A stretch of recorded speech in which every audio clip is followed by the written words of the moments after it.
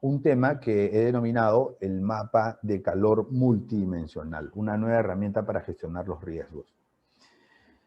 Les voy a contar un poquito como antecedente. Primero, yo siempre tuve algunos reparos con el mapa de calor, ¿no?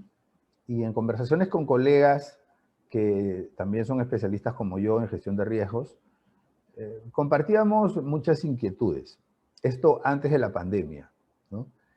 Y además los que somos un poco inquietos, siempre estábamos pensando en formas alternativas para medir los riesgos, para identificar los riesgos, para valorar los riesgos, para también mitigarlos, ¿no? Ahí, por ejemplo, en esas inquietudes nace una metodología que yo desarrollé y que hoy pues la usan muchos bancos, se llama la metodología PAR para la mitigación de riesgos, ¿no? Se llama metodología PAR, P-A-R, prevención, alerta, reducción de daño. Es algo muy sencillo, son cosas muy básicas, pero que permiten, digamos, democratizar la gestión de riesgos y que no solamente sean herramientas para los que trabajan en unidades de riesgo, sino también para cualquier persona, ¿no? Y no solamente para, digamos, gestión de riesgo formal, sino para cualquier circunstancia en donde haya que administrar amenazas.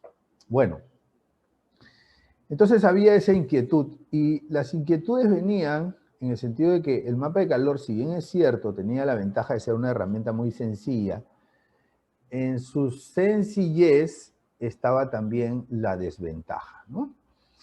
Se podía presentar a un comité, se podía entender con facilidad, no había nada que explicar, se podía transformar en colores, o sea, una herramienta fantástica, es una herramienta fantástica, pero tenía algunos bemoles, tiene algunos inconvenientes para algunos riesgos. Yo ya lo venía pensando, un día dije, si quisiera, me hice este ejercicio, ¿no? A ver, si yo quisiera poner, ¿no?, en un mapa de calor una corrida bancaria, ¿cómo lo haría? ¿No? Entonces el mapa de calor tiene una entrada que es probabilidad, la otra entrada que es impacto. Sería una corrida bancaria, eso es de impacto altísimo, ¿no? O sea, una corrida bancaria te puede hacer quebrar un banco. O sea, el impacto le pondría el más alto, ¿no? Del 1 al 5, 5. Y en probabilidad, yo diría, pues eso no deberíamos esperar que ocurra, no ocurre con frecuencia, la historia me dice que no ocurre mucho, los bancos se preparan muchísimo para eso, lo gestionan, tienen un plan de respuesta, de manera que si lo pienso por el lado de probabilidad, en la probabilidad me daría no solamente baja, me daría la más baja, muy baja, ¿no? O sea, de 1 al 5, 1. Y el mapa de calor lo que hace es promediarte el 1 con el 5, o sea que te da 3, medio, más o menos. Y cuando tú concluyes, dices, a ver, del 1 al 5, el riesgo de una corrida bancaria no puede ser 3, porque un 3 te va a dar un color amarillo, ¿no? Un 5 te da un color rojo, un 1 te da un color verde. Entonces, a una corrida bancaria le estamos dando un color amarillo. Eso es, digamos, que yo venía pensando y son cosas que, como ya está la herramienta muy establecida, a veces uno no la discute mucho o a veces uno mismo piensa que uno se está equivocando de enfoque, ¿no? Entonces yo venía pensando esto y cuando llega la pandemia, entonces ante la pandemia, ahí entro en conciencia y digo, espera, pero es que esta pandemia, o sea, en términos de riesgo, ¿no? Esto es lo más rojo que hay, ¿no? O sea, esto es un morado, realmente, ¿no? Y cuando pienso, a ver, ¿y todos lo tenían morado o no? Entonces digo, veamos, si hacemos el análisis clásico de un riesgo de pandemia, vamos a asignarle impacto 5. Yo creo que a ninguno de nosotros nos queda duda que eso tiene impacto 5. Pero cuando lo vemos por el lado de la probabilidad, ¿no? Entonces en probabilidad le vamos a dar 1. ¿Cuándo ocurrió la última pandemia? Ah, pues eso fue en 1917, ¿no? O 1918. O sea, hace 100 años. Entonces la probabilidad va a ser la más baja, 1, ¿no? Bien. Y por lo tanto, entre un 1 y un 5 me va a dar un nivel 3, o sea, un amarillo. Entonces, obviamente, esa es una evidencia, o sea, haciendo el comparativo ex ante y ex post, uno dice, oye, el mapa de calor no me está midiendo bien este riesgo, como tampoco me mide bien el riesgo de corrida bancaria. ¿Y qué tienen en común estos riesgos? Lo que tienen en común es que son riesgos catastróficos. Entonces, para el caso de los riesgos catastróficos, lo que tú vas a tener normalmente es impacto muy alto, bajo, ¿no? Y ese 5 y ese 1 te va a dar un 3. Y vas a terminar calificando un riesgo catastrófico con riesgo medio. Un terremoto. O sea, imagínate un terremoto de esos que se caigan pues la mitad de los edificios. Un terremoto grado 9, una cosa así terrible, ¿no? Impacto, 5. Y probabilidad, 1. No, hombre, eso, o sea, puede pasar, pero... Y es más, si me lo dicen en Panamá, hacemos una encuesta cualquiera y dice, no, acá no hay terremoto, o sea, le van a dar impacto 1. Pero el día que pase, van a ver, ¿y esto cómo estaba en el mapa de calor? Amarillo. Entonces, ese no es el objetivo. El objetivo del mapa de calor es que te dé una estimación del riesgo, no del impacto. ¿Ok? Muy bien. Entonces, y eso me llevó a pensar que de repente el mapa de calor, al tener esa desventaja, podía tener una necesidad de reformulación. Y así surge esta herramienta que les voy a presentar, que es la herramienta del mapa de calor multidimensional, ¿no? Y que yo he venido pensando y desarrollando, y que es una propuesta mía, que ustedes la pueden hacer suya, o la pueden modificar si quieren, ¿no? La pueden ajustar, le pueden quitar cosas, le pueden agregar cosas, o la pueden dejar tal cual, o pueden no usarla si quieren, ¿no? Ya es una decisión de ustedes en función a cómo consideran que debería valorarse los riesgos, ¿no? En el marco, sobre todo en el marco de una gestión integral de riesgos. Muy bien. Bueno, entonces, vamos con nuestra presentación. Esta es la presentación de hoy, ¿no? Mapa de calor multidimensional. Muy bien, Banca Foro número 147. El mapa de calor, ¿qué es? Es una herramienta. ¿Qué es una herramienta? Es algo que nos facilita la vida. ¿Para qué? Para gestionar los riesgos. Muy bien. Entonces, este es el mapa de calor, ¿no? O sea, en el mapa de calor, para que tú tengas un riesgo color rojo, o sea, el mapa de calor tiene la característica que para que tú tengas un riesgo color rojo tienes que tener unas combinaciones de altos. O sea, tanto en la probabilidad como en el impacto. Pero si en uno de los dos tienes un nivel bajo, y por más que en la otra variable de entrada tú tengas un nivel alto, el promedio te va a dar un nivel medio, más o menos, ¿no? Entonces te va a dar un amarillo, de repente te da una naranja, de repente incluso te da un verde. Entonces, dentro de las ventajas y desventajas que tiene el mapa de calor para hacer objetivos y poner en la balanza los dos lados de la moneda, por un lado, el mapa de calor es práctico. O sea, el mapa de calor, pues, no requiere mayor conocimiento. Es muy sencillo, muy práctico. Lo puede elaborar, o sea, puede usar el mapa de calor cualquier persona, aun cuando no tiene un buen conocimiento o no tiene mucho conocimiento sobre riesgos o cuando no es un especialista en la materia, ¿no? Eso es práctico. Segundo, es fácil de comunicar. Hoy en día necesitamos cada vez más herramientas que nos faciliten la comunicación con nuestro comité directivo, con nuestro comité de riesgos, con nuestra junta directiva o consejo de administración, ¿no? O sea, la comunicación tiene que ser lo más fluida, lo más sencilla posible. Cada vez las regulaciones nos ponen más presión y ponen, digamos, a la junta directiva, al consejo de administración o los comités con más temas, para decirlo en términos sencillos.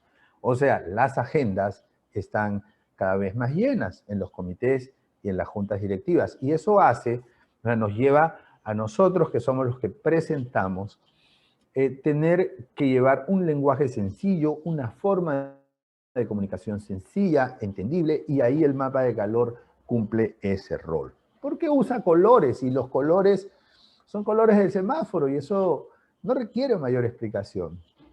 ¿Okay? Bien, por otro lado también ayuda a la toma de decisiones, porque cuando tú lo tienes en colores, entonces rápidamente te facilita las cosas para que tú comiences por los colores rojos, ¿no? Y después te vas a los naranjas, o sea, facilita la toma de decisiones, ¿no? ¿Por qué? Porque te pone una agenda de prioridades el mapa de calor, por sus características, ¿no? Que se relaciona con los colores. Algunos no lo relacionan con colores, algunos lo relacionan con números, o sea, del 1 al 5 en un eje, del 1 al 5 en el otro eje, y les da números, y el número más alto es el de mayor riesgo, ¿no? Y aquí, en la cuarta parte, aquí está la desventaja, está de color rojo. Dice, pondera igual, probabilidad de impacto. Para mí, eso es una desventaja, ¿no? Porque subestima algunos riesgos, ¿no? Si nos da un terremoto de grado 9 en color amarillo, porque la probabilidad va a ser 1 y el impacto va a ser 5, pues está subestimando el riesgo, porque el riesgo no debería ser color amarillo, ¿no? Si a la pandemia le da color amarillo, pues está subestimando el riesgo de pandemia, y lo estamos viviendo. Ese es un buen ejemplo, ¿no? O sea, creo que es el evento catastrófico más fuerte que hemos tenido en el mundo, ¿no? O sea, no solamente a lo interno de nuestra entidad, ¿no? Sino en el mundo. Y si usamos el mapa de calor, o sea, en el año 2019 hubiésemos dicho probabilidad 1, una pandemia. Pandemia. O sea, tú me estás diciendo que eso de la gripe española que ocurrió en 1918, que vuelva a ocurrir. Hombre, o sea, probabilidad, no, dale muy baja, 1. Impacto, si ocurre esto, no, mira, habría confinamiento, las empresas cierran, el desempleo aumenta, no, eso es terrible. 5. Entonces, promedio de 1 y 5, eso es lo que hace el mapa de calor, porque tiene 2 dimensiones, 2. Promedio de 1 y 5, 3. ¿No? Y el 3 termina subestimando el riesgo. ¿Qué pasaría si la variable fuera el mayor de los dos? Entre 1 y el 5. ¿No? Entonces ahí vería, 5. O sea, te das cuenta cómo la fórmula que tiene el mapa de calor de repente nos está llevando a subestimar, no todos los riesgos, no, algunos. Solamente esos riesgos en donde tengo probabilidad muy baja, impacto muy alto. Eso nos los está subestimando porque nos está poniendo en la mitad. ¿Ok? Otros de repente no.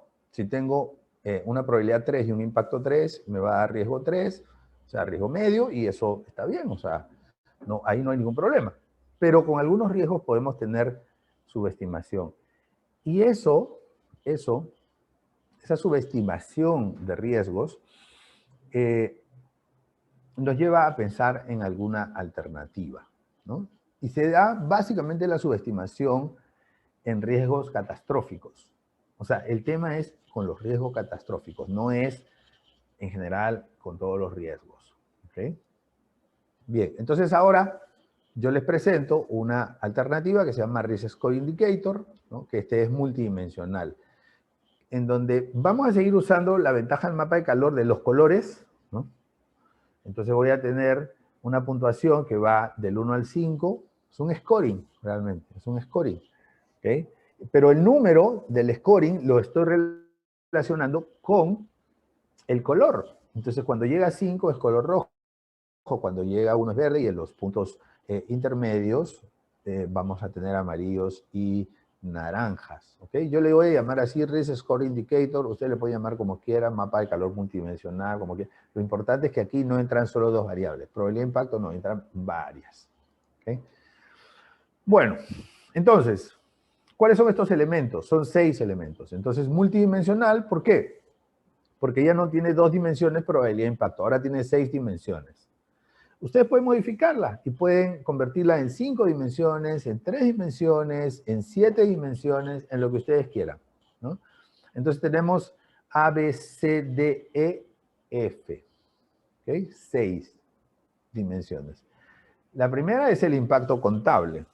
¿Ok? La segunda es el impacto en reputación. La reputación no se puede contabilizar, no se puede registrar en la contabilidad. Entonces hay que considerarlo como un impacto adicional. Que porque haya A, no necesariamente tiene que haber B. Que porque haya B, no necesariamente tiene que haber A. Entonces hay independencia, ¿no? Tenemos el C, que es el impacto económico no contable, que es el, digamos, lo que no se puede registrar, lo que me daña económicamente, pero no puedo llevarlo a la contabilidad. Tengo el impacto normativo. El impacto normativo es el dolor que me genera haber sido sancionado, multado, pero no en la parte económica, sino en el hecho de recibir la sanción. ¿Okay? Tenemos el impacto contagio, es decir, el impacto contagio, debemos entenderlo, y esta es una tendencia muy reciente, de años recientes en la gestión, en la valoración de la gestión de riesgos. El impacto de contagio parte del principio que nosotros somos responsables por el daño que le ocasionamos a terceros. ¿Okay? Entonces, por ejemplo, si aquí hay un incendio, Dios no quiera, tocamos madera. Hay un incendio en mi apartamento, porque acá estoy en mi casa. Y bueno, ese incendio termina afectando al vecino. Entonces yo soy responsable por resarcirle los daños al vecino, ¿no? ¿Ok? Y eso se llama responsabilidad civil ante terceros. Algunas pólizas de seguros lo cubren, pero independientemente de la póliza de seguros, yo soy responsable. Normalmente, eso se llaman daños colaterales. Y esos daños colaterales se dan con empresas del grupo. Por ejemplo, un banco X que tiene una administradora de fondos, que tiene una empresa de leasing, que tiene una compañía de seguros, que tiene otros negocios, ¿no? Que llevan el mismo nombre, una AFP, en fin. Entonces, que llevan el mismo nombre, la misma marca o el mismo logotipo. Entonces, se puede generar un contagio, ¿no? Imagínate que hay un fraude en el puesto de bolsa y entonces la gente piensa que eso tiene que ver con el banco y le genera un daño al banco o viceversa, ¿no? Entonces es el efecto contagio. Ese efecto contagio también es un elemento a considerar en la valoración de los riesgos bajo esta metodología que yo estoy ofreciendo, ¿no? Muy bien. Luego tenemos la probabilidad. La probabilidad es un sexto componente, y que se diferencia del mapa de calor bidimensional en que ahora es 1 de 6. Entonces, en pandemia la probabilidad va a ser 1, pero va a ponderar como 1 de 6, un sexto. No va a ponderar como 1 de 2.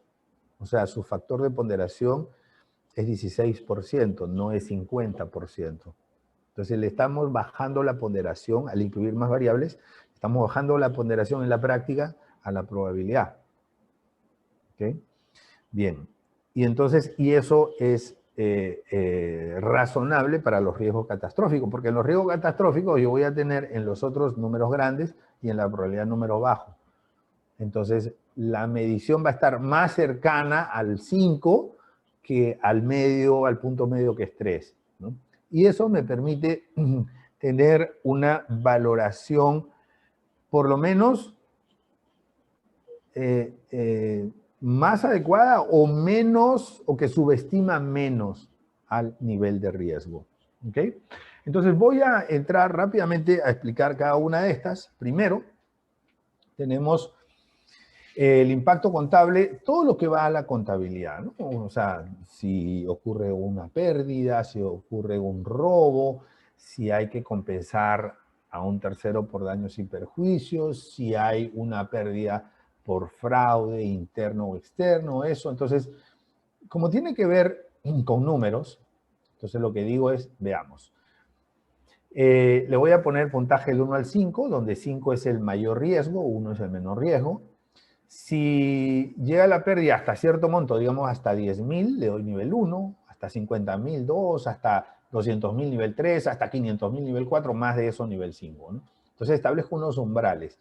Esos umbrales son referenciales y tienen que ser adecuados para cada organización. Entonces, cada entidad, a través de su comité de riesgos, debe establecer cuáles deben ser esos umbrales. Obviamente, dependiendo del tamaño, del apetito de riesgo, de lo que consideren que es un impacto alto, medio, bajo, cada entidad tendrá que establecer sus propios umbrales.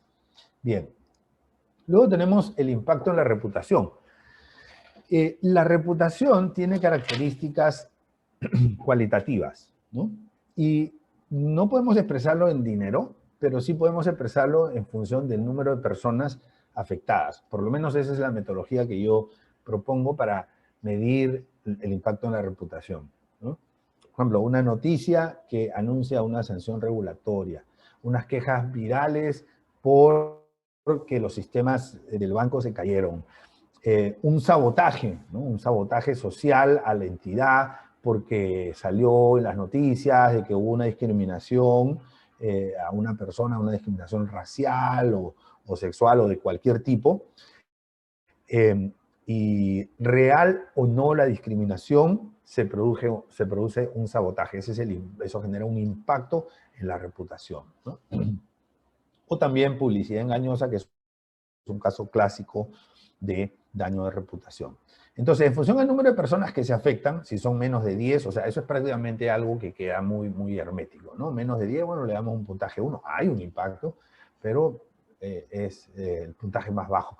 Hasta 100 personas, nivel 2, hasta 500 personas, nivel 3, hasta 1000 personas, nivel 4, más de 1000 personas ya en nivel 5. Bien. El tercer punto es el impacto económico no contable, es decir, pérdida que no puede, ojo, no se puede registrar en la contabilidad, pero sí es una pérdida. Por ejemplo, pérdida de tiempo, ¿no? O sea, a veces tenemos que destinar tiempo nuestro a hacer análisis forense, por ejemplo. Y eso es, sin duda, es una pérdida de tiempo, por lo tanto, tiene un impacto económico, porque el tiempo es dinero. Pero no va a la contabilidad. Bien, un lucro cesante, dinero que iba a llegar y no llega, eso es un ejemplo de impacto económico no contable, o un reproceso en que tenemos que poner a toda la gente a trabajar, a hacer las cosas nuevamente, eso tiene que ver también con pérdida de tiempo, ¿no?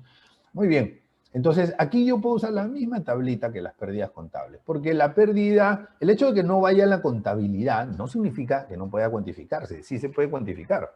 Entonces la cuantificamos, pero sabemos que no va a ir a la contabilidad, ¿no? Y como podemos estimar, por ejemplo, consideramos, perdimos 40 horas hombre, ¿no? A un valor de 20 dólares horas hombre, y así hago la multiplicación, tantas personas, este análisis forense me costó tanto, ¿no?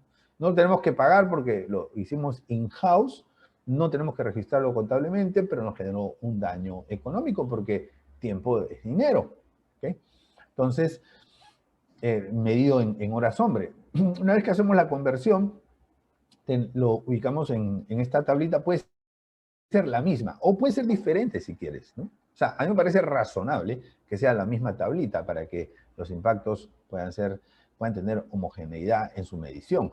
Pero es decisión de ustedes porque ustedes son los que tendrían que armar esta tabla. Bueno, el siguiente punto es el impacto normativo, ¿no? Es el impacto normativo en donde tabulamos cualitativamente, ¿sí?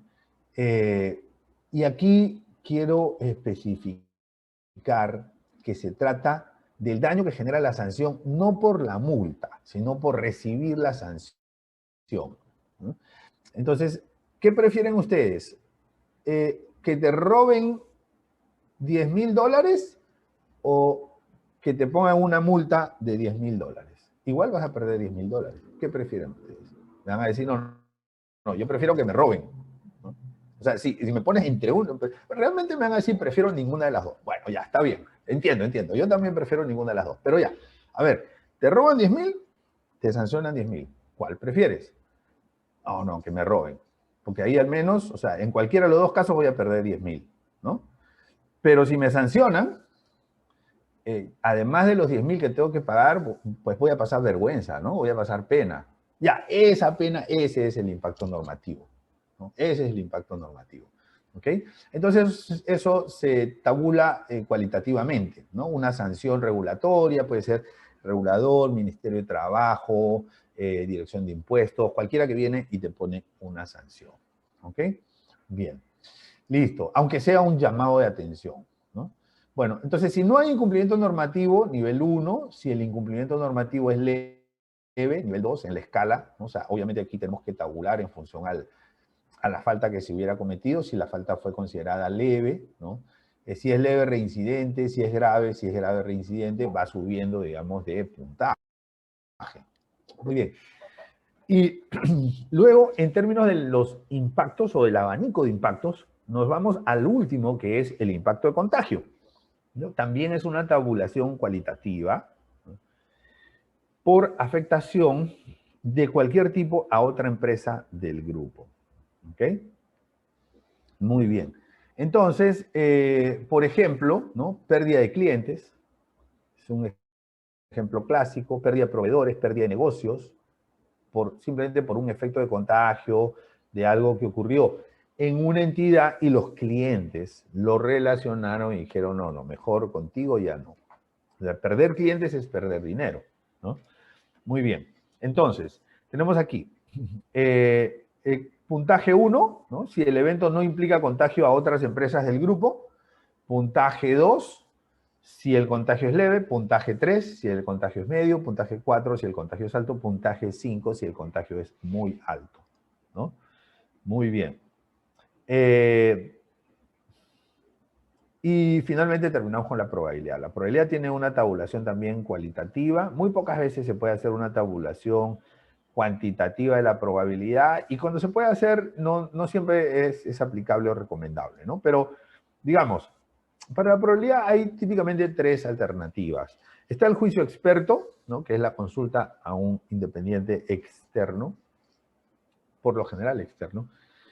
Está la estadística, en donde yo busco en la historia el total de casos posibles y el total de casos ocurridos y saco un ratio que lo uso como un índice predictivo, ¿no? Un indicador de referencia predictivo. Y está la autoevaluación, ¿no? La autoevaluación, que es en donde le preguntamos qué tan probable es de que eso ocurra al dueño del proceso. Esas son las 3, digamos, los 3 métodos clásicos. Y aquí algunos de estos métodos aplicarán en algunas circunstancias, otros aplicarán en otras circunstancias. ¿Okay? Muy bien. Entonces, cada elemento, o sea, a ustedes les tocará de alguno de estos 3 métodos para la probabilidad de escoger, ¿no? ¿Cuál es el más apropiado para este caso? ¿No? O sea, para cada caso escogerá uno de los 3. Muy bien. Entonces, cada uno de estos elementos o de estas dimensiones, como yo lo he llamado, tiene un objetivo, ¿no? Tiene un objetivo. La pérdida contable, la afectación al flujo de caja, al registro contable, al patrimonio, la pérdida de reputación, la afectación a la confianza, la pérdida económica no contable, es el impacto económico no registrado, el impacto normativo, el incumplimiento, el contagio, el impacto a otras empresas, y la probabilidad es el grado de posibilidad de ocurrencia. Entonces, nosotros tenemos esto, ¿no? Y aquí está la tabla completa. La probabilidad puede ir, como tú sabes, muy baja, baja, media, alta, muy alta, según cualquiera de los 3 métodos que les he mencionado o algún otro que ustedes quisieran agregar. Pero esta es tu tablita. Entonces tienes el mapa de calor multidimensional, porque aquí están tus 6 dimensiones. 1, 2, 3, 4, 5, 6 dimensiones. La sexta es la probabilidad. Y tienes que para cada uno de esos casos los puntajes van del 1 al 5. Muy bien. Entonces, de acuerdo con eso, ¿no? De acuerdo con eso, vamos promediando, ¿no? Y digamos, las 6 dimensiones, calificamos las 6 dimensiones, las promediamos y ese promedio va a estar en una tabla, pues, del 1 al 5. O sea, va a ser un número entre 1 y 5. Obviamente, si está entre 4 y 5, pues color rojo, entre 3 y 4, color alto, o riesgo alto, ¿no? Es color naranja. Entre 2 y 3, color amarillo. Entre 1 y 2, color verde. ¿Okay? Por ejemplo, aquí tuvimos, ¿no? Este es un riesgo operativo, un ejemplo de un robo en una sucursal, pérdidas contables 3, reputación 5, pérdida económica no contable 1, incumplimiento normativo 1, contagio 1, probabilidad 2. Promedio todos estos, me sale 2.6 y ese 2.6 lo ubico aquí, ¿no? Está entre 2 y 3, el 2.6, nivel medio, ¿no? Entonces, de esa manera yo encontré una nueva forma de medir el riesgo usando no 2 variables, que son probabilidad de impacto, sino usando 6 variables. Entonces, por eso digo que es un mapa de calor multidimensional. ¿Ok? Perfecto. Recomendaciones finales. Primero, la gradualidad. O sea, si quieren aplicar esta metodología, háganlo con algunos riesgos. Comiencen con los riesgos catastróficos. ¿Okay? Esta metodología no pretende quitar al mapa de calor bidimensional y reemplazarlo por el mapa multidimensional. O sea, porque de repente algunos están diciendo, oh Dios mío, pero si yo tengo 3.000 riesgos ya mapeados y ahora tengo que hacer 3.000 valoraciones nuevas. No, no, tranquilo, no tienes que hacer eso. Primero, tienes que creer en la metodología, en esta. Si te convence, tienes que convencer a personas clave dentro de la organización para comenzar a hacerlo en algunos riesgos. Mi recomendación es hacerlo para los riesgos catastróficos, porque ahí es donde el mapa de calor bidimensional tiene la debilidad. Comienza por ahí, ¿no? Comienza por ahí. ¿Y cuántos riesgos catastróficos tienes? Pues no tienes muchos. O sea, vas a tener 20 riesgos catastróficos por ahí, ¿no? Digamos. Entonces comienza con esos 20, ¿no? Y luego tomas, cuando ya tienes los riesgos catastróficos mapeados por el mapa bidimensional y el multidimensional, tomas el mayor. Eso sería lo que yo haría, esa es mi recomendación. Pero ustedes son dueños de lo que pues, consideren, ¿no? Luego viene la identificación, ¿no? ¿Cuáles son, aparte de los riesgos catastróficos, otros que podrían requerir de esta metodología de mapa de calor multidimensional? ¿Ok? Y en la calibración, asignar los puntajes, ¿no? En función a los puntajes que tú obtengas, la calibración dice, mira, ¿sabes qué? O sea, de repente aquí los umbrales que yo he puesto para las pérdidas económicas, tengo que bajarlos o tengo que subirlos, porque me están saliendo unas cosas que no me hacen mucho sentido y esa es la calibración, ¿no? A ver, si modificamos estos umbrales, ¿cómo queda la cosa? En cualquiera de las 6 dimensiones. Esa es la calibración. Hasta que llegas a tener resultados de gravedad de riesgo que te hacen sentido y que sientes que reflejan el riesgo adecuado. Muy bien, amigos, eso ha sido todo por hoy de mi parte.